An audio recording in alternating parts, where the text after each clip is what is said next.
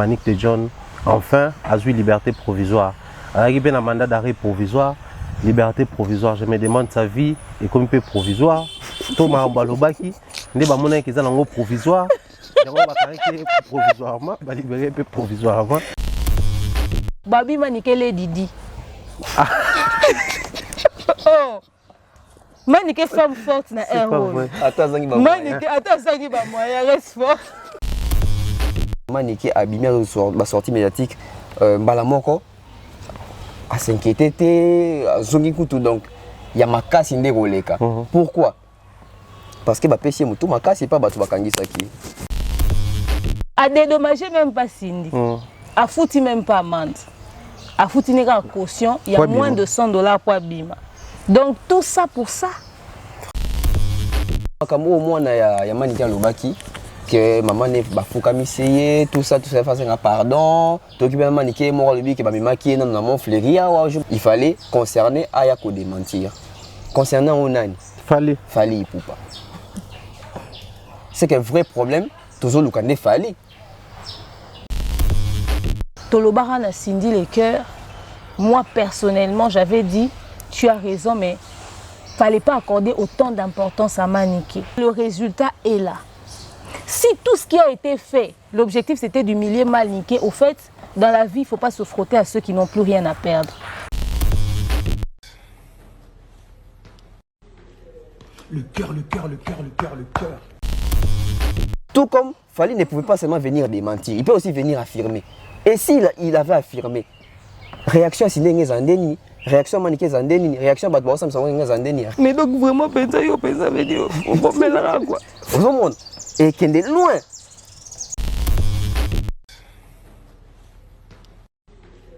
Le cœur. Les musiciens ont du mal à stabiliser réconciliation, parce qu'ils ont réalisé que tant aux acquis en guerre, moi, autant en commun, en so batangi Fally, faut pas zong saka en affaire, so batangi héritier, faut pas zong saka en Fally. De soto yokani et permettre que comme étant en même pénètre et vendre. Mais c'est quoi c'est quand on choqué ma comme il y a multi to récidivisme wana. Ils allient parce que bato bazo mona ke makambo eza solo. OK. C'est ça qui est le kuta. Ça choque parce que tu peux revoir un peu ah on est à solo.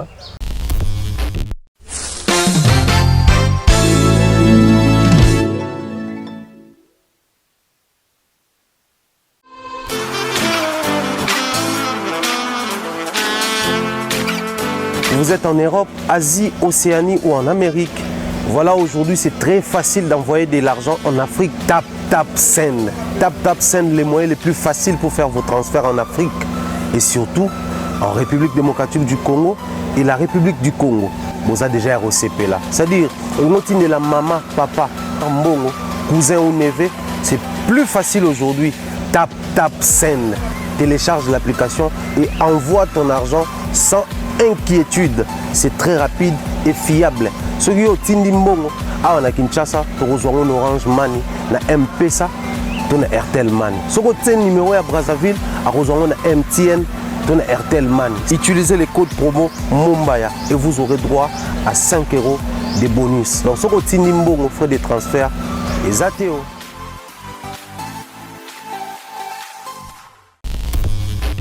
Très chers abonnés, bonjour et bienvenue, aimables téléspectateurs. Nous sommes très heureux en tout cas de vous retrouver aujourd'hui. Toujours dans le cadre de votre émission Table Ronde. On vous a promis tout un tas de sujets. Hier, c'était vraiment le début, une manière il y a quoi annoncer le sujet maintenant qu'il y a successivement. Et je pense que retour à nos orientation, si je peux bozo nous allons nous organiser de façon que tout est dans malembe. Mais vous servir encore sur ces plateaux les deux récidivistes Bazanabiso, Demer Nyang la procureure, et Tonton Bev les transferts.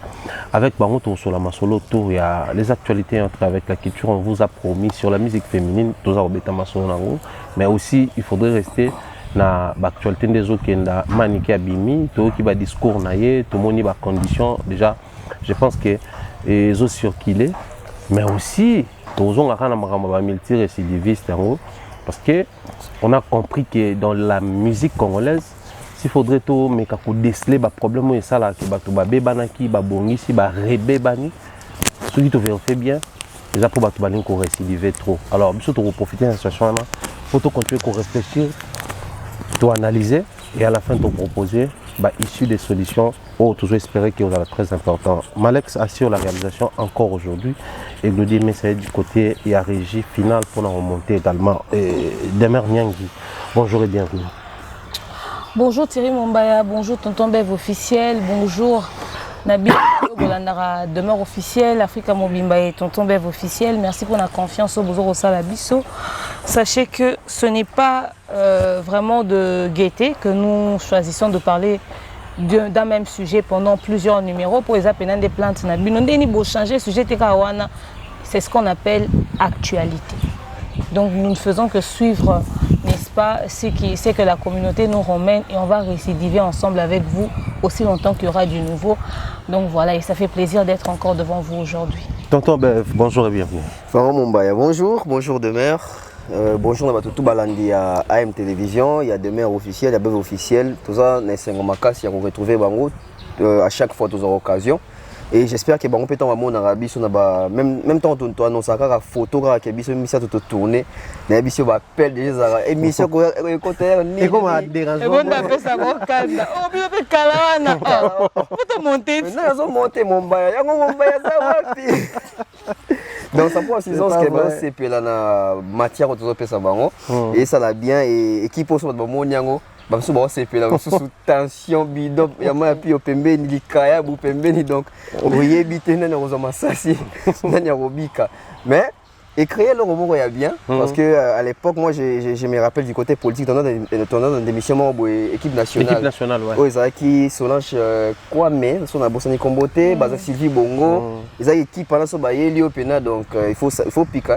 Très bien. Et si on a 2023 bah récidive liste ça va y aller faut après donc merci j'espère que Lelo matière est sur ma casse donc c'est ça que nous avons sous Demer analyse on va retourner sur la question constructive.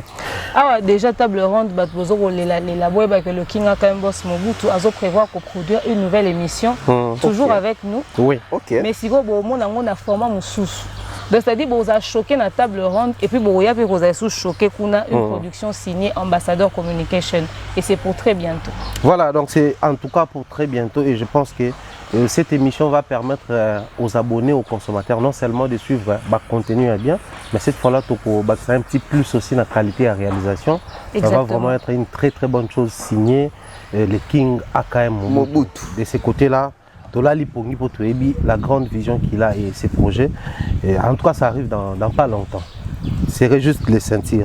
Alors, autour de l'actualité des mères Bev, Bissognon Solobi Nabutu, Simon Okabwana, Toga qui Manik de John, enfin, a eu liberté provisoire. Alors, il y a un mandat d'arrêt provisoire, liberté provisoire. Je me demande sa vie et comme il peut provisoire. Thomas Ambalobaki, il y a un qui est provisoire. Provisoirement, libéré provisoirement. On ne comprend plus rien, mais après, elle est quand même relaxée avec des conditions autour. Provisoire.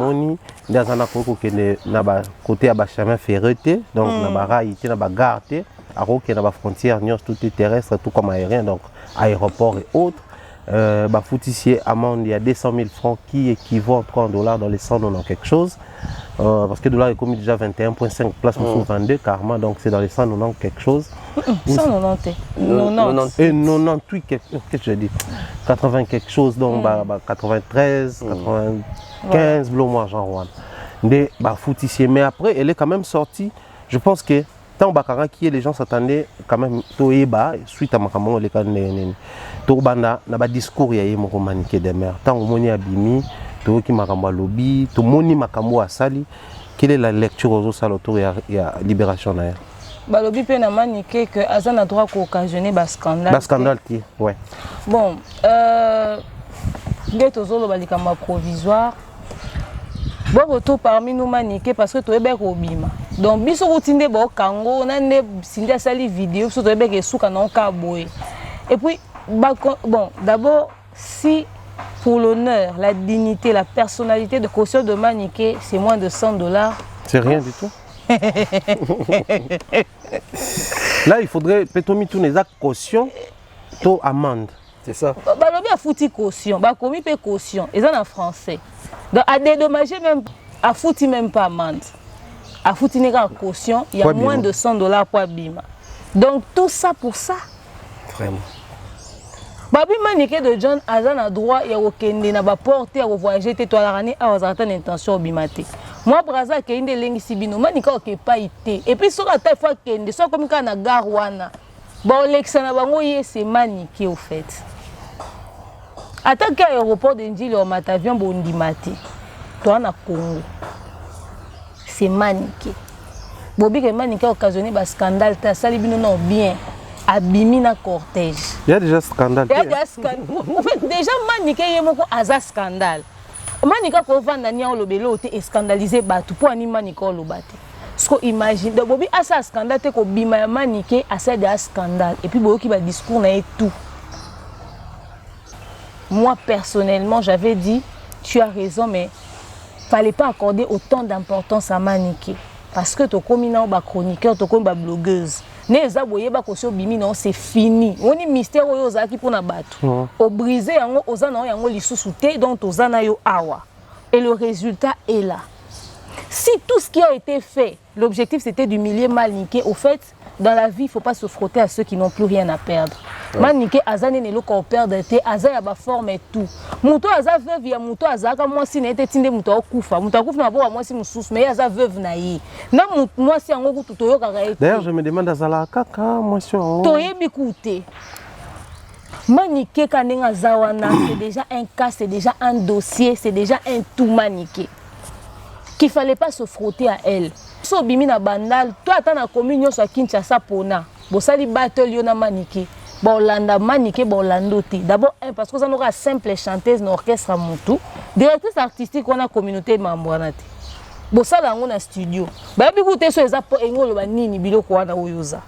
La même communauté qui a dit à Maniko Salima be avant na okuna Manika bimi tim Maniké lobi ezaki ya royinda. Biso tout pyjama nga ngena la live na pyjama pour une vidéo on a kokite na bi pyjama.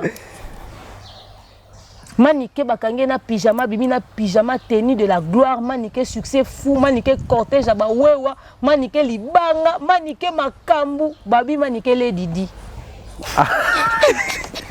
Oh Maniké femme forte na héros. Attends zangi ba. Maniké attends zangi ba moyen reste fort. Maniké femme battante. Sindi oza nani na mitu na communauté là. Wabi la vie so yebi esikoza fanda wana. Eza na babilo musu to misala ndeto ala boye. Nga jour no bimaka na fingi batu na internet na kena ba niveau bat ba kenara. Na perdre qui demeure officiel qui procureur des médias au Nanzala. Effectivement. Jour no na plateau ya Thierry Mombande to vana bino bonake le kana chaîne moko boye. O ezaka na ba lignée moko boye. Directement bon mon un peu genre. Il faut que les siko za pour garder personnalité dans réputation na yo. Tout à fait. Regarde ngai demeure par rapport à la situation eza parce que qu'il y avait besoin de régler ses comptes, une vengeance aveugle. Na loba mambo vengeance aveugle à Vengeance aveugle. La vengeance aveugle pousse quelqu'un à commettre l'irréparable. C'est-à-dire, ok, ça, la Babylone, comment oyo. Il faut réfléchir. Nous avons une décision dans sa candidature. Manika lobi so boye oya. Na lobaka que communauté na biso à la boye fonctionne d'une manière simple. Que ngai soki na bebani na Thierry, muto asola na Thierry te obimsanga na prison. Manika otanga bane. Jusqu'à là, qui Boubou Liondela, aigle de Kawele, au couteau, éviter ce non nani. Boubou Liondela déjà, tu as vu que Bayo a raté na vieux. Oui. Maramunio soit comme il est l'autre près, le barayango et en haut il a tinzoto. Tant au que internet a business, national business. N'a pas osé télé-réalité. Tout comme un épisode 785. Tu as avancé penza bien. Na conseil qui vient à signer na i. Basa télé-réalité en bien. Mais na moni ba aucun conseil té. Thierry Mombaya. C'est honteux. En ce moment, elle est très humiliée. Elle aurait pu éviter tout ça. Elle aurait pu éviter tout ça, mais Bev, s'il faudrait rentrer dans la même logique, Maniké est déjà dehors, relaxer notre liberté provisoire. Mais il y a un souci. J'aimerais prendre la liberté de Maniké avec tout ce qu'il y a autour. À propos de Zoloba, sa réaction, malgré la condition, PCA, déjà, elle a commencé dès sa sortie, à déjà au bout de PCA pour conditionner la liberté. Mais plus loin, avant sa sortie, je ne sais pas si c'était tourné avant sa sortie ou après, une émission qui circule sur la toile où on voit son fils aîné, Jonathan.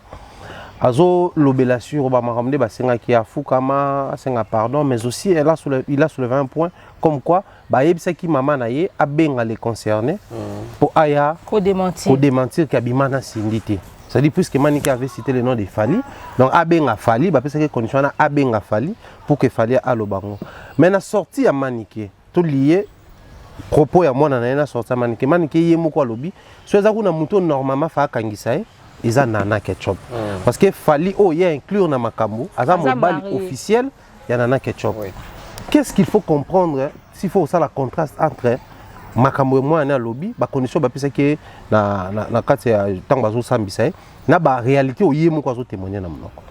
Au fait ezaka makambo biso tout autour na banalise na début source il y a problème biso tout vanda ka to mituna ah comment est-ce que problème bandi boye mais comme ba maniqué ba njora ba dibiston ba déclencher ba kanda wa mais tout revenait seulement na regard na mutu moko Fali to vandia wa makambo ne banda ke Fali mutatindi maniqué Fali mutatindi maniqué tout ça va. Moi je pouvais tant sous na mona ke bazo kansa ke tant sous affaires ils ont héritier mais pourquoi pas donner ça même dans ba commentaire Fali na ko fongola porte wana to bosa ke so fongoli porte ozokotsa bandoki ebele ko maîtriser te ya au moins to na ba dossier ebele bimaki ya ya mama rifa et tout ça nyonso na cible zo zakela ka mutu moko Fali yango banati ba yi na banati lokole bimi lisusu mais to comme na makambo mwana ya Maniki alobaki que maman ne bafuka miseye tout ça face à pardon to ki Maniki mo lobi ke ba mimaki na mon fleuri tout ça et puis on revient à l'eau que non il fallait concerner Ayako démentir concernant Onani Fali poupa c'est qu'un vrai problème toujours le Fali pourquoi ne pas appeler qui s'y joue dans nos pays pendant qu'on justifie pour n'y audio c'est avec quelle intention que même on peut applaudir la justice mais quelque part justifier ça on bien pour la justice si si go balukite balande dans audio na bimisa kiango et puis l'intention nini parce que boyo kanga mutu na audio ezaki privé so que ezaki bokangi pour sali émission na place publique ah là ça se comprend et là ezaki etam sous trop bien que ba triquer mutu mais bokangi pour ba triquer mutu abimisi yango bino besoin accorder confiance en tant que qui donc c'est que bino justice pe bozaya pour qui sinjora pourtant mutu abimisi na compléter azoloba kuna munone que na yebi que ça faux mabima te mabimisa que on peut ni faire ba benge il fait pas benga ba tourner d'abord tout est parti de là so que abimisa ki audio wana te mais le Cindy a humilié te so que abimisa ki audio wana te mais le kuna bazoluka Fali ta ko démentir et puis non c'est avec quelle intention que ba kangi bino bon pas ko kanga bazo confronter bino et comment qu'il fallait ko démentir déjà au moins qu'ils ont une intention il y a elle intention il y a quoi humilier mutu et puis intention il y a quoi faire souffrir Maniki Fali n'est pas au pays n'a quoi démentir le téléphone va bien ah n'a bien Fali kuna Maniki c'est là bango Maniki mutu atindaki ouais le bac fallait bloquer depuis 2017 donc fallait c'est qu'avant dîner à Los Angeles à mon numéro mon plus de 243 oh il y a démenti pourquoi Maniki il y a démenti Maniki quel manque à respect. Sachant que Fali lui-même est une victime des propos de Maniki en tant que mari. Voilà. Fali c'est qu'on démentir nini. Mouté faut démentir. Et ça va le bien. Soit qui sinjora, soit Maniki, soit Cindy ou qui n'est pas porter plainte. Bah tu faut démentir parce que bah on va se sentir comme sous lésé ma casse. Déjà Cindy a zawana. Soit Cindy a porté plainte c'est que azo justifier que et ça le quota et la diffamation c'est que boni soit nanya démenti donc il fallait démentir de combien solo tout a confirmé que babima colonne autres aussi bien écouter à ça la maté et ça la maté tout ça et puis Fali n'est jamais venu démentir quand ezalate c'est-à-dire même si bon que Fali pour balobi ka sala ngwa lobité admettons to bengi Fali aye papa démentir a fait en tout cas to bima na biso to sani to ka Fali. C'est comme ça, Maniki a eu raison. Au moins, Maniki, quand même, Mambalobaki, il t'a confirmé. Ah, c'est pour faut juste Jenna qui est parqué. Bon, continue. Moi, c'est quoi, c'est qu'à Tokomi. Parce que tout le monde a calé comme dans le sens monté, tout le monde a le deuxième sens. Qui nous dit que ça fallait bien qu'il y ait un démentir? C'est ça. Faut pas qu'on affirmer. Tout ça net indeni, on a tout ça net indeni. Bobenga muto ko démenti, oh bobenga ya ko de, aya ko démenti. Ce qu'il fallait c'est ko aye, fallait bi oui. Tobima. Si na présence à Cindy, Cindy lobani. Te fallait aussi, bitumba ko bani entre Cindy na fallait le mani kazo ngi ndako. C'est dit à un moment parce que dans zone de risque bon bâti. À un moment ko tabiso na bon bazo désorienter biso. Tout ça peut désorienter dans quatre affaires oyo. On va rappeler que Mouto quand il reportait plainte et Zakaté me donne raison. Tout comme Fali ne pouvait pas seulement venir démentir, il peut aussi venir affirmer. Et s'il il avait affirmé, réaction maniquée Zandeni, réaction Badbo Sam Sawan Zandeni. Mais donc vraiment penser yo penser venir on va mettre quoi. Au monde et qu'il est loin. Alors sur le contexte de Makamu que Basambisi, Bafukamisi, Bano Senga présence à Fali. Donc les vrais problèmes où est choquant qui n'a pas cette vidéo c'est le nom de Fali. Donc t'es oh yémora lobby, j'étais la corde, je suis stérile, j'étais la corde dans un mois Massina. Donc tout sauf Fali. Mais la ngate. Tout sauf Fali. Déjà tout sauf Fali. Et puis banda kalabo luka pe Fali ango. Kasi on le bit. Tango ba ça je suis profité ba ça ba sortie médiatique banjora ba Landry toute sa team là ils étaient en train de dire comment est-ce que Fali et moi avant nini azo le vélo aza on marié moi si nazo kanisa nini. Eux tous ils étaient depuis longtemps en train de chercher les pouces sur la tête du chauve qui est Fali. Mais pourquoi Fali doit toujours parler ou doit seulement parler? Parce que, bon, je ne sais pas, à suivre ma propos, surtout beaucoup plus, il y a Bato qui concernait la situation. On avait comme l'impression, autant la lecture et la situation, moi si Nanga, Balobia Bimana Bev. Bev qui est aussi engagé actuellement. Après, bon, c'est un ex, je suis bien d'accord, mais au moins, on s'attend à ce qu'il y ait pour démentir. Pourquoi vous engagez là? Est-ce que yo na mobutu na bef gérer ba relation amoureuse na bino ndenge moko yo ko zalo moni numéro mo ebengi mwasi no pétin ka bebeti mbata beba moni numéro mo ebengi mwasi na talisi qui faut ça évite-moi ça s'il te plaît eleki na on mais mobutu or vandi ça abanjo luka yeba c'était qui le numéro qui t'avait appelé voilà et c'est bon baby Denis Fali à géraka ba situation bongo tango ekomela ye a nenga swana nana baby zone de climat de confiance oya créer nana. Toi, tu as fallu oh niquer bimina zemi et ningisi libala nete. Jamais tu auras nana ko bima ko sala quoi que ce soit. Balobi kutu que niquer ça légalement marié na fali y a un document au livret de famille qui prouve. Zemi pas ba jumeau pendant le confinement oh fallait azara na poto. Voilà. Pas seulement nana. Est-ce que pour tout le monde a bibiche ma copine na magambo? C'est ça aussi bandi. Ata bibiche ma copine. Voilà par exemple. Est-ce que tout le monde a tatina ko bima lisusu à part ndenga lobaka wana tout le monde est sous ko bima ba to nyo so bana bande route pourquoi ton biso tout fonctionner c'est que Fali ayebi ndeni ajara nana na e soke mambo somo kutu ko leka mambo bima ya kala o ya kalate eze lokote a gérer yango a gérer nana peta ba planter abima na réseaux sociaux te et lokote balingi Fali abima pour na manike avant na émission lobby a fallu à petit na ya na 42 ans ya mukolo a Fali maniko abima gafela Fali a ba forme tout manike combien de fois elle a déconné sur Fali elle pareil au démentir ba propos ya manike c'est dit biso to na communauté oyo to vandara to yoka nyonso to keka na quatre figure oyo manike a déconné la Willy Musheni kolobaka bima na Willy Musheni akenda nango plus loin na bimisa ka prison il y a pas longtemps manika aussi le baka manager d'été mon poids to vendre to surtout j'ai des tellement maniqué et ces informations mo et bima te na mutu ya mutu mo te na communauté azala na ata na spéculation auto lo baka faire écoute azaka ya bi azaka madame na balar ba faire baza bato baza bete matolo à l'époque alors bon na be mission parce que mutu ya bongo nde Fali fa sokola lati abimi azupe tanke même si c'était Fali qui avait porté maniqué plainte jamais linga ya parquet wana linga vanda kuna ba regango sona ba avocat et ngeza pena avocat moko boza petit ya ba avocat ya Fali na linga yolandela dossier même ba avocat principal ya Fali ba attends qui a le temps de s'épuiser avec maniqué. Donc on conclut que cette affaire moni nga occasion o ya maniqué o à côté de prison oyo c'est une bonne occasion. Oui, pour anime et permettre de mettre lumière sur les vrais problèmes. Dans la minute, tu as la visibilité na maniqué, pas comme honorable maniqué. Donc honorable maniqué na honorable Cindy, bazo ko se crépé ba chignon. Mais bien sûr, c'est une chose qui te ba nanya na sima maniqué. Comment est-ce que maniqué fouti ce qui nous 98 $ pour abima. Mais toi, tu as na simani. Alors, j'allais rentrer dans ça. Les lots maniqués bimi, tout le monde a quand même des conditions liées au bima. Na ba montant na les vrais soucis, oh nanga, en tout cas là, je dois me prononcer.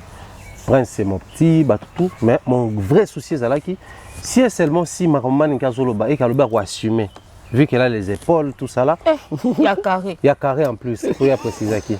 Avec ses épaules, il y a carré. Normalement, le rôle est comment qu'il bosse la justice. La situation où ceux qui m'ont mis en justice, donc ils ont estimé que à quoi traiter en boité pour que ça la mabe. La justice au moins, bah vous allez éclairer. Du coup, après si preuve t'es, qu'on contredire, makambo bakangelier. Après si preuve t'es qu'on certifier, makambo bakangelier.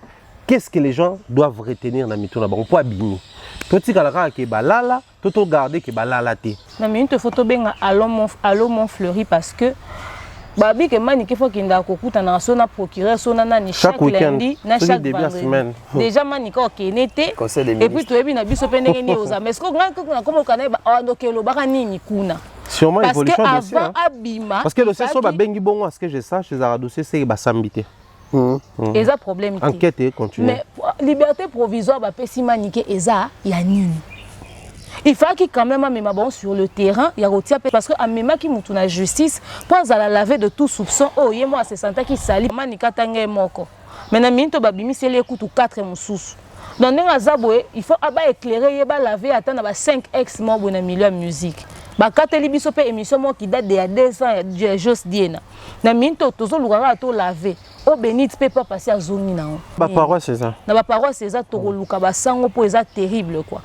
Au moni mambo nyonso, to komi na niveau oyo parce que il y a la haine du conflit qu'il y a dans le milieu de la musique. Permettez-moi de le dire comme ça. Cindy Lecoeur s'est retrouvée dans une situation où elle est humiliée. Pourtant, elle était mais quand on peut permettre de bon, ils ont préenregistré peut-être vos cartes à la montage. Okay. Je veux dire que ça a été utilisé pour un règlement de compte sans s'en rendre compte. Ok. Nous tous, nous sommes en train de voir que nous sommes en train de traiter les situations fallait à là. Mais en réalité, tu as réglé des problèmes, il y a des ego, il y a des guerre d'esprit, il y a des bulles où ils ont déjà. Parce que mon bali moko ta ko livrer moi si un spectacle yo. Ex moko boy mutu mo atangi olinga ta te lisolo ne continuer olinga que silence ça pas obi réseaux sociaux ne fonctionnera. Soko pesi attention ton regard na situation moko et rosa ampleur et comme makele le koleka so vanenye. Na réseaux sociaux to na principe ya la sagesse c'est aussi savoir se taire. Totambola kanango bongo parce que soko lobi te mutabi eloko na beti ezuite na lukana beta mususu. Soki kaka le karaboé jamais en tout cas surtout que c'était une conversation privée. Jamais ton gars to vanda lelo to traiter dossier oyo. Soki ba ebisa ki ye kala la fille moko boy. Alinga sepelate ba benge na téléphone pour ba itourner eza ya solo to ya lokuta. Alinga mono ki a manque à respect. Déjà que vos histoires je m'en mêle pas. Vous-même, vous vous trémoussez, vous vous balancez dans la boue là-bas, vous vous jetez dans tous les sens, vous tournez, et puis vous vous démentir. Vous tournez dans ça là. Donc, vous avez dit que ex nous a calé, vous avez dit que solo mana moi si nanga yo mon ondé. Non, c'est écoute le lobby tout ça qui n'a. Non, mais franchement, parce que passer n'a été battu. Internet est arabo, so ba okika spéculation ba comment le fouiller. Justement, il y a causé ma vidéo, il y a ba Jos. Et causé ma vidéo, ba Jos, et bien il y a 2 ans passés.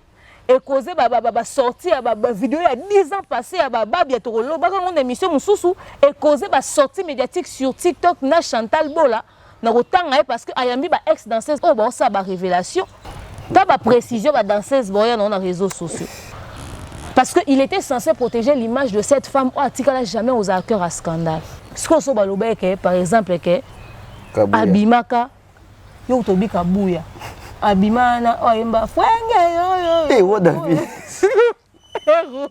Ex roi David. C'est-à-dire les lobos ka fali bino bo yo ko des humiliations et puis ils appellent au akala. Bev, pour tout boucler sujet oyo, le coup de la première partie na biso, j'ai une préoccupation. Na meka pe kota la manique tant azaki na ba dossier musu parce que zamba liboso te la police ou l'été interpellé. Mais ceux qui ba interpellé na ba sorti na ye on remarque que Abimazala non calme. Mon période a s'éclipsé. Alors les canabas médias étaient après d'arrosonga à récidiver. Mais Ali Moranan. Mais tout n'a qu'Obimanaye, elle a tenu des discours et que Liboso tanga Abimazala vraiment qui est inquiété par rapport à Mambakou Tango, la manière dont elle est coincée à Mimonara. En tout cas, j'ai frôlé la prison. Mais tant Abimi Touro, non seulement elle a frôlé la prison, mais kota qui prison. Il a frôlé. Donc à l'équipe parquet, à l'équipe Montfleury, moi lobby, à quelle prison makala. On a habité Bakindela Iboy, tout ça là. Bambouteage pas Kinshasa sûrement et on va le cap à Montfleury. Mais nenga zawana Abimi sans cause à la moto aza inquiété. C'est-à-dire n'a pas bima, n'a mbala moko ko attaquer, à tenir ba propos moko oyo nga na lingi to chuter na yango. À lobby, ceux qui va meki sous Kosimba Prince, à la bilo muso à l'obéité à l'obasus. Là c'est compliqué. Très compliqué. Parce que la prison centrale, il y a Congo et Makala. Makala. Parce que prison, il faut bâtir oh prison, il y a Guantanamo, il faut être discipliné. Kasapa. Kasapa pesa là. Habitu au botine de kuna. Tu sais que c'est sans avenir cette situation. Bon, déjà, autour de la question, mon roi, le bagui, tu jouis vraie conclusion. Alala, toi alala. Tu jouis vraie conclusion. Tu jouis liberté provisoire, liberté provisoire. Mais j'aimerais un peu tout ça examen de conscience, mon roi. Combien de libertés provisoires tu jouis à? Sinon, ça va tout la liberté provisoire. La provisoire, VK provisoire, Massaro, Jamal provisoire. Before d'abîmer provisoire, ne pouvez pas faire provisoire. Non, n'est pas provisoire. Bah ça, pensa, bah vie provisoire. La majorité bateau bateau provisoire. Ah, on dirait comment l'ango. Bah voyageur, bah bien, tozana bango. Tozana bango. Bazongate. Donc maniqué pe provisoire naïe. C'est que tu combines à. Tout maniqué bah ça ni kuna. Ah t'as besoin qu'il y a libéla. Donc déjà. Moutaou ça analyse on reproché président de la République c'est qualité à prison. Vraiment. Mais a profité où t'as remis porte-parole à ma prisonnier. Non mais c'est une bonne chose. Non il bisaï et là au fois ça là qu'il est dans le ministère il y a droits humains. Et pas ministre pour là. Il y a au moins ceux qui parlent bloc avant le bateau va dénoncer ba bloc avant. Bah il y a 11 000 prisonniers dans la prison ça il y a 1000 personnes. Ouais, mais il est trop. Donc au moins a que aussi longtemps, ton autre traité dossier, aussi longtemps, makambe belé andobima, aussi longtemps makambe belé tozo bomba nan, ou soit ezo bomba manan, parce qu'il y a un moment qui est dans le bidon robetas, donc bidon va dessous des cartes et ça les sous. Mais on rejoindrait idée il y a demeure awa. En fait, biso tout awa, les autres comme ils distraient dans makambo oyo. Mais quelque part ils ont ça biso pe leçon et ouais comment tu dois entretenir ba relation na biso même humaine. Et ça na famille, et ça na bateau, tout na communauté, tout na société. C'est très important. Soit aux autres déjà que ça là déjà, bah pont na makambo bongote et ça la biso pas si tant makambo ko s'empirer. Parce que soit comme ko s'empirer déjà communauté biso lelo tout ça caractérisé na haine. Haine ezali, méchanceté ezali, plaisir wana ko sala mutu mabe ezali. Ya un moment na kati ya ba fait oyo, tout se retrouver na makambo ba fali, ba Didi Stone, ba Mama Rifa, tout ça. Et côté à point parce que biso nyonso mutu na coin na moi haine moko boy mutu na moi règlement des comptes moi ngara ça la siko à profiter dans occasion. Mais aussi on va voir que Maniké abîmé sur la sortie médiatique mbala moko à s'inquiéter zongi kutu donc il y a makasi ndekoleka. Pourquoi? Parce que ba pesi mutu makasi a dénoncé que ba filma qui est biso to yeba ba mimaka na Montfleury. Comment bokangi mutu bokene na Montfleury? Au lieu de me mettre sur le même. Et puis, on va commis dans Montfleury et comme il faut à côté. Quand on va bureau de bandits discussion entre bango, oh t'es à côté, t'es comme ça, ah non, on va pas qui m'a Kinshasa, t'es dans ligne, t'as un problème, soit à côté au bimate. Comment est-ce que les gens de l'ordre web qui sont à côté au bimate, vous qui n'ont qu'un an de mieux service des procédures. Abi babetina batazer etc. Ah Maniké paye pas tout tazer au ça là. Ah santé na effet. On a pas de supporter tazer. Oh moi qui pas santé. Ah ça tazer on a bêta une fois. Tika. Taka na kangisa policier na. Abeta ngo par hasard. Aïe baïté. Bah ça la bagé on va aller bêta. Na kangisa mbal boson ça mana soda ngwana ils are intéressant. Wow. Ouais. Surtout sur la raison. Pour le moment, tout est le matriculé n'est qu'un tribunal na bango na matete na sous région. OK. La cloua est à niveau moro. Voilà. Donc on sent que même maniqué monde azana balongolier bon na baté balongolier ko banga mais ba démystifier le monde na mutu na moi déjà mutu déjà bo mesane ko samba toto bo mesane ko finga trop soit les cœurs na makasi du fait que bo soit na trop harmonie c'est beaucoup minde mo c'est ça et Blanchard Mosaka loba émission mutapé ça succès za vieux OK quoi kangisa kai quoi kangisa quand kangisa ba to bayeba mba mutu ni ngwa jibe ba kangisa et puis ayeba na bon voilà si ko ndé ça que maniqué autant quand ça que force makasi qui kangisi à 2 jours à bibi et puis bibi na robanga ta bibi na batak parce que soit biban qui calme on allait dire ba imposer voilà. Silence à banya moni risque azui voilà. À calme à bangi c'est que torture c'est que ba kebisi pena maniqué tant à bimi boy et ça la nini et ça que ba te belé pe na YouTube bazana moi sans show wana ya ça ba mission bongo ah bon pe on banga sous terre et si ayuka que donc so kangisi nga c'est que vieux boubou là ça et quand ba kangisi ma muto bol ki anima maniqué maniqué ndeni s'entraîner pas fait boubou ko on mona ça qui sacré alors que soki nde lobby histoire ba ko chirango na bo petenyoso et si problème ezana fali eza problème nini et so peut-être beta lisolongo que oh non passer à mutu eza passer à mutu eza ya solo eza lokuta eza la ya solo eza lokuta so eza solo point ne déranger makasi so eza pe lokuta point ne déranger makasi bongo au point to comme tina niveau ya nde to komeli o parce que biso toujours manika ke na makala to beka ke manika ki ya a ou mais la pena mais biso toujours surpris ti si konde to vani beta so ba nso réaliser te ya bibi pena na yeba ki ko bima na bando lo bango ko bima mais ya mbangu boete atayo mais to inquiétude so za ki abeba afingi ne ba musicien nyonso nani obimisa c'est ça notre inquiétude abeba na batutu na obimisa mais ici on nous cite Aigle de Kawele on nous cite Boubou Lionela. On nous fait des yala popo. Yala popo. En pyjama. En pyjama. Mais j'aimerais, puisque nous avons des récidivistes dans le plateau, qu'on essaie un peu d'en parler. C'est vrai, hier on a parlé les propos tenus par Nati, traitant l'artiste de multi-récidiviste. Mais par rapport à la réalité, aujourd'hui, on a besoin qu'il m'entend au Vandananda qu'on a sali analyse moko. Le récidivisme dans la société, c'est lorsque ils ont la définition propre, on est condamné pour quelque chose et puis aux autres. Mais dans la société, c'est lorsque même dans l'entretien, dans la bandaku, dans le master, dans le quartier, le professeur peut arriver dans la salle à péquer sur le moko. Maman na récidiviste na lingala. On t'interdit lingala, c'est un symbole tant punition ici le zongi au récidive le lingala. Pour la bande ko anoka sa récidivisme pour mutuma tunanga boye bisa biso bakangela nini ba relaxer et puis azongela ngo pour bondi maka récidiviste. Dans la société le récidivisme c'est lorsque au salé loro moya mabe après les kani au baneli yango lisusu. Mais ce qu'on observe dans la musique congolaise, les artistes et musiciens mingi oyo ba bebana. Nde to monaka wera na JB par exemple. La génération il connaîtra la plus grande polémique par exemple dans la période dans la génération oyo, ils ont les camps wera et les camps JB.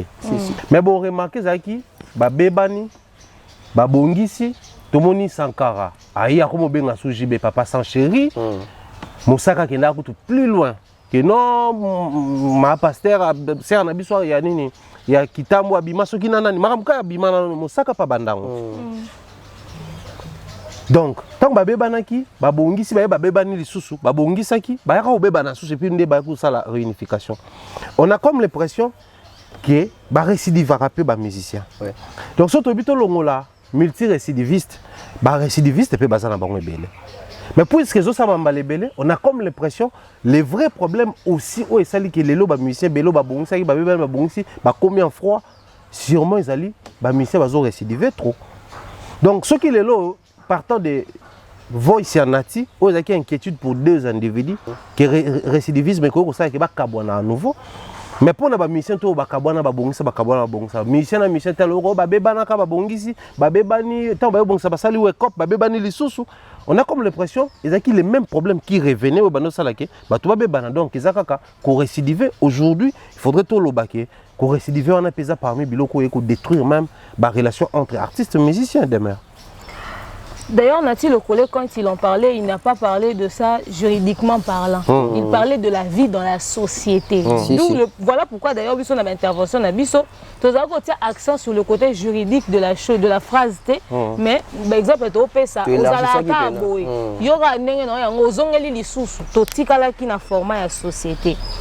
Bah, au fait, s'il y a beaucoup de cas, il y a récidivisme dans la communauté, tout simplement parce que les gens traitent mal le problème. Okay. Les gens ne règlent pas le problème à la source, les gens sauvent les apparences. C'est-à-dire des aboués, bah lobby trop, hein. Thierry Mumbaya, na demeure, ma bébani et tout ça. Bon, non, ça a besoin public à Thierry.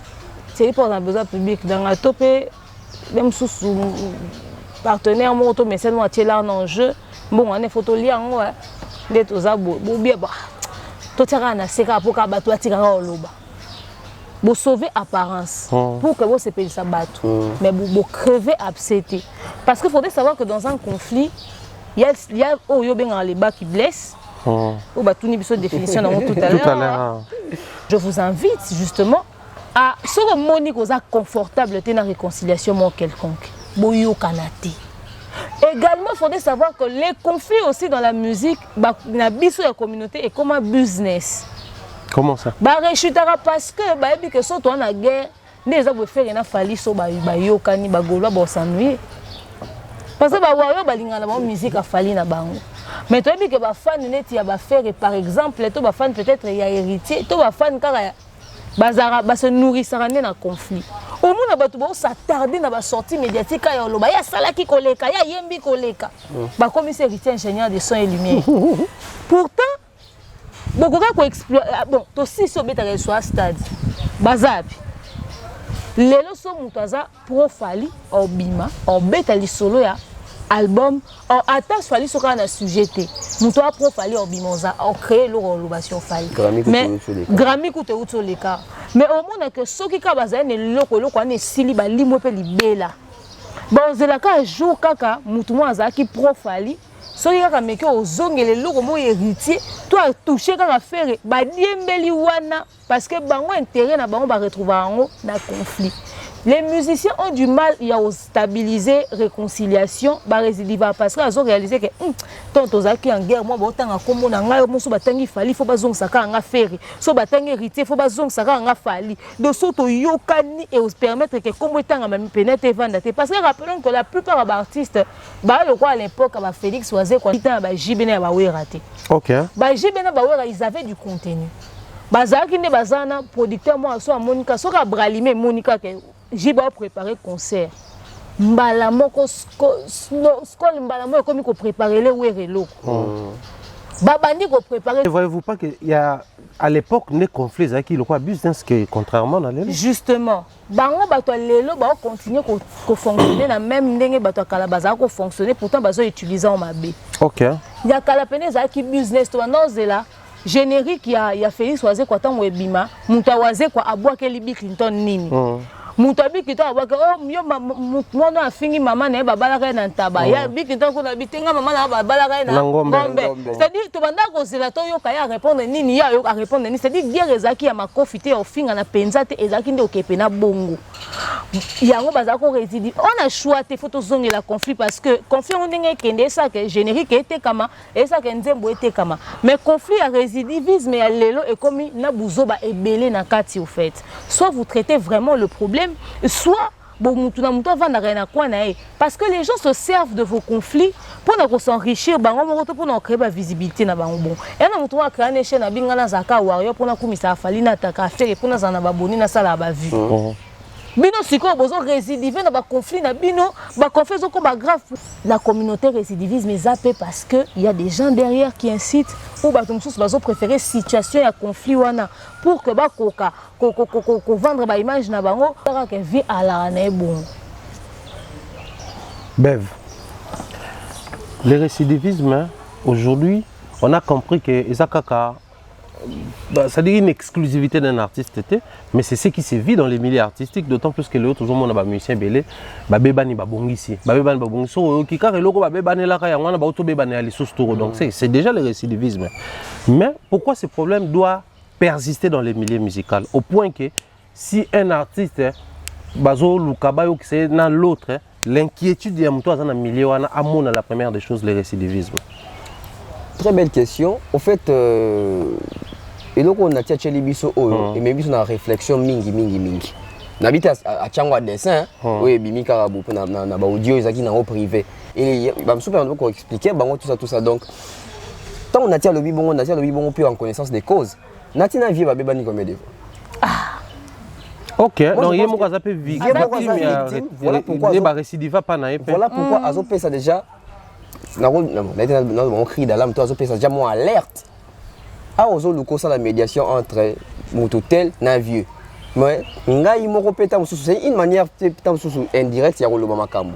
Natina connaît que ça fait 5 fois que Yindi et Bongi et Yindi et Bongi qui na plateau même na Tiabi. En tout cas, il faut pas faire l'émission, mais qui me faut pourquoi na linga ko trop, ya on a yé. Donc moi que bato ba banaka mais bazonga naka. Et puis on a tia lobiango, bato bazo linga ta soupe ba généraliser ango. Mais na tia alobiango pe na milieu à musique. Oui. Connaissant aussi artiste de bazalaka. Na tia lobiango te na que moi si nanga maman te. Na tia bi que papa wemba na yo kalongo na ba wenge etc. Alors nyonso wana ezozala bénéfique pour na banani et ça peut être bénéfique pour na biso bato totalaka bango mais est-ce que bango bazo gagner nango te mais c'est quoi si quand choqué makambo ya ba multi to récidivisme wana ezali parce que bato bazo mona ke makambo eza solo. OK, c'est ça que le kuta engai le kalongo ça choque parce que mutu pas revendre en peine bi ah on déjà solo parce que Nati donc on a baki abi akochana ni na parti Ambroise na défi que même si à sa immédiation on a muto bebisa et aux araï vieux bon on a partagé des temps sur que ça fallait pas bebisa mais vous êtes des humains donc des humains entre humains mon pas bebisa ce qui Nati abi que vieux comme muto bebisa en tout cas na échelle à 100% 70% vieux pena bebisa pourquoi il a fallu bayokani lelo bazongende bazala qui bien Kuta na ba concert, on rappelle le projet album ensemble, un album à commun qui est d'accord tout ça qui est des poissons. Surtout c'est deuxième wake up pendant ça biso bien. Donc ça dit que fallait qu'il a gagné Grammy Award. Bon c'est peut-être tant ba warrior ba que fallait numéro 1 et créer le moment bien que basé en bonne relation. Et ça dit qu'il a évolué fallait a gagné disque de diamants. Pour notre sur album to cost 3 koyaka. Ba warrior bazo censé fali na bango bon c'est la table ba ke fali à numéro 1 yimuta sali bona kongo muta liboso mais vieux a se laisser emporter na bato ba vieux comment ba ba ke petit na lekio ça crée quelque chose et ça li ketam sous fali a 8 ans sous trophée moro botam sous Afrique et misika en tout cas vraiment ba trophée na ba copinage ça va aussi léser côté et ça li ke vieux muta robé bisa parce que vieux ont contesté biloko petit na zozo snap peka vraiment on a sika nini récidivisme et ko bandela peut-être que vieux ça zoé loko ngo mais pour fallait azongo lelo et comme eza mabe o ya lelo eza bienté et comme ça et ko léser ba warriors et au ça que ba warriors ba jouer la vieille position bon que vieux déjà kala tant tous qui perd en froid aboya ba bido na biso mobo mais là to comme mais vieux so boya ka bido na biso ça que ba gola so ba tala papa na yemo kutu aboyi biloko ngo donc et comme ça que vieux na fali fusil réel isusu et to lukaso muta ça sous médiation totika bami balé jou beaucoup na aéroport na avion ba soli bami balé zongani pour ça que muto hôtel muto ça qui to zongana et comme ba ko renvoyer problème na mutu wana oh non soto solo liboé ou bien soto solo là ils pour des merdes de existe ta to solo là nyoso yo moni sikoyo soki yo te metala lelo problème et ko longa ko te pas partir comme na muto ça qui médiation. Et muto asaki médiation wana sûrement pas consulter ki bato ndé parti ambo zanga consulter lokole il pas ozongi la lokole ah il peut encourager nga na buzo ba vai faut ebisanga ke ici manango te na ti pesi ka pe pas azali ye pesi sûrement pas na conseiller na ah bino pe faire bo pekisanga nzela wana et na ti lokole par omona pe fali to fali par omona pe lokole ah omoni na boya na makambo mais yo kaka na batuno wana donc pour éviter tout ça mutamta za na kwena asala makamne on seulement lokola na musique fréquentation na bango za la bienté bazo s'opposer na makambo ebele que chacun puisse rester dans son coin asala makambo ya sphère na ye ba fanatique to pekisa bango te ko kumisa leader na bango ceux qui ont récidiviste ils ont mabete mais seulement au changer ils intéressent ba bingi mutu bongo nyasa ke to boyo na société que ça mutu mabe non peut-être doit interpeller pour changer parce que au côté mon natia les vieux doivent d'abord se réconcilier avec son propre comportement. Merci. Natia na ndenge na mon comportement vieux vieux peut-être on n'en pas sur la nati et quand c'était nati le bibo nati ça c'est un dessin tant son nati par exemple un comportement vous voyez il faut revoir bien et moi j'ai même profité de l'occasion pour vous dire que nati peut faire revoir bah audio ya tinda na ba groupe atina on a groupe monsieur ya groupe ebimi monsieur les a privé même il y a privé on a il faut savoir avec qui aux solo là tout à fait parce que dans muto congolais les autres m'insultent alors qu'ils ont insulté connaître la boîte rose approche de la même manière ta rose sur la na bomi balé mais na moko rapprochement ça voilà tout une question parti Ambroise sûrement ça fan afalité na ndenge ni pour faire bibi na 2006 en carrière solo parti Ambroise Simon de la musique là sûrement parti Ambroise ça fan nati lokola ça l'émission mo relaxa ke et tchatcho ça pété tant que parti Ambroise ça peut choquer tant que si va beta lisona vieux ah moi moi qui dans la beauté vieux zano calme to zoai. Ah, il faut qu'on aux occasions. Il faut faire très attention. Pour fanatisme, même tu peux ça trahir amitié. Le fanatisme, on faire trahir. Parce que le fanatisme, c'est un bolingo aveugle. Mais ça, on a des défauts, il y a des défauts. Il y a des qualité. Tu as comme ça, un clip en qualité. Oui, il fallait ça parmi les artistes. Oh, ça dans un clip sans maquillage. Oh, est-ce que vous avez un maquillage? Bah, non, ils n'ont pas dit ça. Oh, non, si. Il y en a des radical. On a série d'habitude, il est radical. Non, mon gars, on vient de comprendre des tas d'espoir clip. On comprend des tas d'espoir clip. Voilà ça, mouton, ça la clip sans effets spéciaux. Voilà, sans effets spéciaux. Oh, côté là, oh, bah filmer ma connaît, ils ont côté, ils ont caméra contre-jour.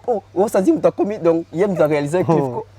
Donc, fanatisme et mes habits sont moins aveuglément mon robot. Et pour ça, ils ont trahi, même, pas seulement amitié, même fraternité, par fanatisme. Oh, papa, puisque tu en parles, mais à l'époque de Wera et de JB, la famille Kabana, au soutenara JB, au Mélascol T.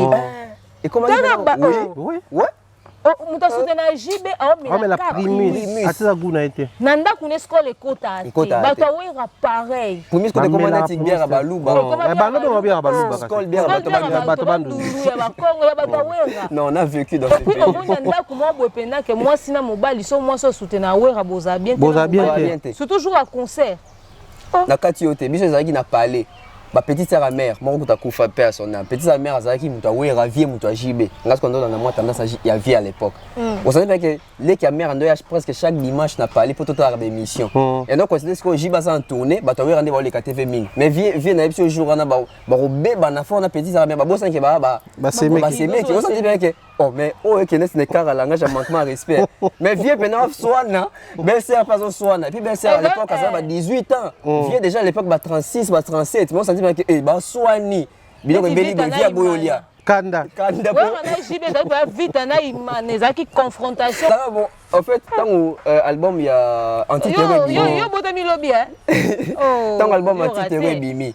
Via a parlé. On a oué je crois ça qui alerte générale. Petite sœur a parlé. Petite mère elle a parlé. Mais non, mona, yo ka vie. T'as un biso anti-terror yo ka sko vient biloko on dans la moi trop mais fan ka JB. Yo ka sko petite sœur mère. D'ailleurs quand affiche na bino mona ngote. J'ai mis ma chaîne A, oui, la cangue en benda, oui. N'a pas écrit des balles à parler. Pour les longs mots, il y a le couteau. Bien bon, il y a fou. C'est pas vrai.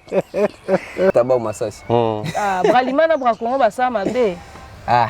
Mazara Penza très utile. Non, mais ça aussi, il faut raconter que les musiciens aujourd'hui, c'est très compliqué en termes de production et tout. Mais après, je pense qu'autour de Bassiger, il y a tellement. Bon, comprendre que. Tout ça, série à émission, tout ça là-haut, on a tellement de choses à dire, on a tellement de secteurs à toucher qui est important. Alors pour toi avancer, si j'ai un autre baki, tu reçois tant quoi approfondir en haut parce que les noms qui sont cités, il faut tout réfléchir sur Bango. Les réactions et Salami. Batang sur 4, tout le monde est jusque là des personnes qui ont réagi à l'époque, les personnes qui avaient réagi par rapport à un comportement à vieux, l'aspect musical et autres, mais je crois, et ça là bien. Demain, pour continuer un sujet autre prochainement, mais demain, sinon, tu peux s'y monter en année. En tout cas, merci Nabino, bah tout nous sommes inquiets pour Nabiso. Merci Nabino de vous soutenir Biso vraiment ya osaranate, bozo ko loba moi mingi bo se plaindre d'avoir comprendre que dans un intérêt à communauté, surtout que ce n'est pas dans l'intention de nuire au-delà de l'humour que l'on peut mettre dans ce que nous disons. topesi mbote na pasteur Mike Kalambai oyo album na kobima finalement incessamment awa donc kala mingi te penza album à pasteur Mike Dieu en toutes circonstances et aux disponible mbote na maman Mariam Bondo de papa Roy Bondo mbote na tata Popo la Closette Danono Noëlla Madinga je te salue elle s'appelle Bellevue Candila patronne à la UDEM du cinéma congolais motema ya 3 points de suspension. Mais également, to saluer boy présent c'est le King Akambos Mobutu pe abatu nyonso ba soutenir biso ndeko nyonso zo mituna ndenge nini ro sala pona ko aider équipe oyo pour émerger ko hésiter te ko benga biso na ba numéro ezo ko s'afficher na ba chaîne na biso to en a besoin bo bakisela biso pas seulement conseil mais pe tout type ya aide ko permettre que to kende sous musika surtout que kala mingi te bo kozwa biso mais na format international et au sala bien bo accompagner biso mbote na mwasi ya Thierry Mumbai to pesio mbote chérie mbote siko zwami Beverly en attendant zalaka yo e oyana ngo oyana ngo sois patient Nadine Mayo to dédié nzembo ya mama o atika biso ba célibataire baba na koita kolo esazali bev to comme na soko pesi mbote na baba bondela merci Nabino na watumbuli Nabino essaye l'autre nzambali misabino ga en tout cas merci na banyo so balanda biso demain autour lo ba ba aide nyo so roya et ça biso bien et bien au hôtel to risquer au parce que mi toi donc na biso mon boya kweli biso donc merci na batutu merci na ba sponsor na ngani so César Mani César monsieur Franck Kassongo Mystère Mukanda Muktek les couples de Onzenza Eric Mondila sans oublier comme ça Aimé Bossé les grands frères je vois aussi Mandalelo la PSP Mbote na Eric la Tortue je salue comme ça Milko Sarko na PSP Mbote Sikazali Gatiarel Mobutu sans oublier comme ça Mobutu Akampa Azali Anabi son assistance Malex Moadi na réalisation na Glody Messa audience pas Anabi son assistance mon ba accordé sur plateau nae donc voilà merci et puis papa Mike Obi album maison bima et makala mingi te donc tout ça promo hein tout ça promo mais faut to quitter dans l'église hein pasteur Mike so d'accord biso to bi mikolo promotion il faut l'argent l'église ba fiancé dans l'église yo ba poto batala on internet ozo ka fiancé yo ka ba sœur église à papa Mike bon comprendre fois na sœur dans ta présence dans ça programme église avant sinon maman Maliane en tout cas un grand plaisir de partager ce moment avec vous. Je salue Irène Biuma, Nadine Mayo. Nadine Mayo. Et ça mbote na bana nyonso na ndako kuna réel na Isiel, pourquoi pas dire bien de bonnes choses comme ça na Tati Eric. Ça fait longtemps que solité, je pense à maman, notre mère Siko, la première dame de Lausanne, petit frère Nabisori Janzi Louawa, un enfant pas comme les autres, salutations, la vieille Gobelisha. La paix mbote pe na vie Marachele. Des bonnes choses à toi, sinon portez-vous bien. Grand merci à tous et à chacun. Bye bye.